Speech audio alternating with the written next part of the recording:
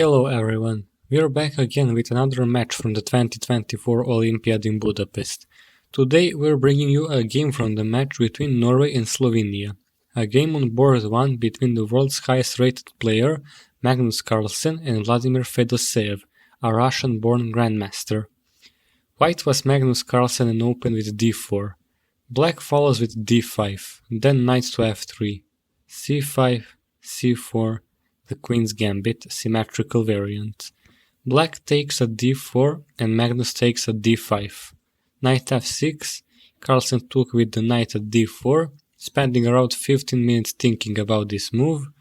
Black takes with the knight on d5, e4, and Fedoseev retreats to f6. Bishop b5 check, Fedoseev defends, knight to c3, and now e5 attacks the knight at d4. Carlsen takes at d7, queen d7, and Carlsen plays knight to f5. Then queen to d1.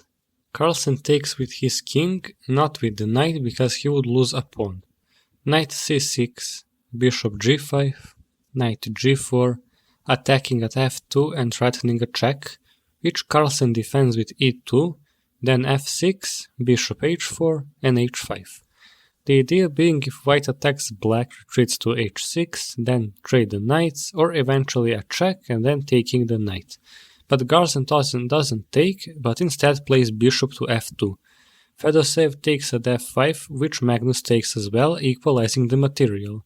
But white's pawns are at white squares, and black only has the black square bishop, which puts the white squares under Magnus's control. Black does a castle. Carlsen moves his h1 rook to d1, trading the rooks, and now Fedoseev plays h4, with the idea of a rook lift to develop it. Carlsen plays king to d3, trying to develop his king and put it in a better position. Next is rook to h5, king e4, rook g5, attacking the g2 pawn, who Carlsen defends with rook to g1. Fedoseev follows with g6, leaving his pawn at h4, but also attacking the f5 pawn from two sides. If white takes at g6, black follows with a check. When king retreats, he takes with the rook. When bishop takes, bishop to c5 attacks the rook, and g2. But Carlsen takes at h4 immediately. Then Fedoseev takes at f5 check. King retreats to d5, Fedoseev moves his rook to g6 and defends the attacked pawn. King g6, bishop c5. The attacked rook moves to h1. Knight to d4 check. The best move for Carlsen here was probably king to f7. If rook g2 he takes the pawn and in response knight to f3, h4 with the aim of a promotion. But Carlsen, now having to race against the clock, plays king to g5, attacks the bishop. Fedoseev plays b6, then f4, king d7, blocking the white king from moving further up the board, and now Magnus makes a very crucial misplay. He plays g4. Black here has a direct mate. You can pause the video to try and figure out how. If you said knight to c2, that's the correct answer. There is a mate in 1 after this move. White can take the pawn because mates. If he takes here instead, next is rook to g4. If he takes at f6, rook to f4, once again threatening a mate in 1. He can't take with the king either because bishop to g6 is mate in 2. Bishop to e5 is mate in 1. If bishop retreats to g3, next is g4 and then bishop has to retreat to e1, then mate in 2. f3 and knight to e3 or b4. The only potential way out of here would be immediately after c2, king to c4, but even that is a losing position.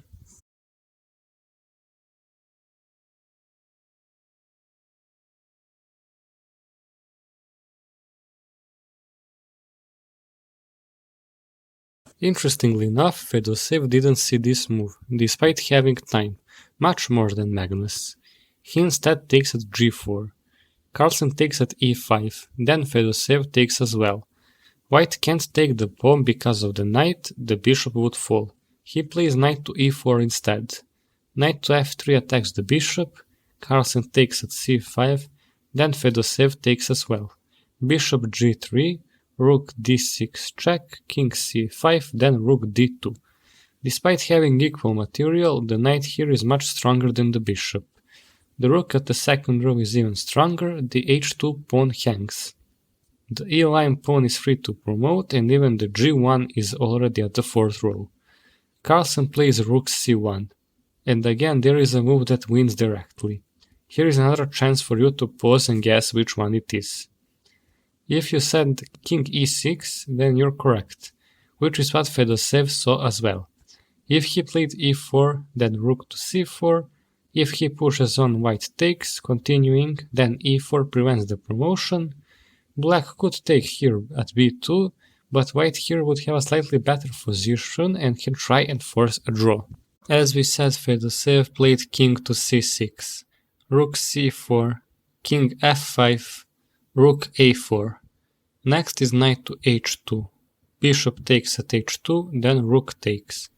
Rook a7, rook b2, a4, rook c2 check, king b5, g3, rook g7, king f4, a5, rook b2 check, king c2, rook a2, king b6, then e4, then a6, e3, rook f7 check, king e4, rook e7 check, king f3.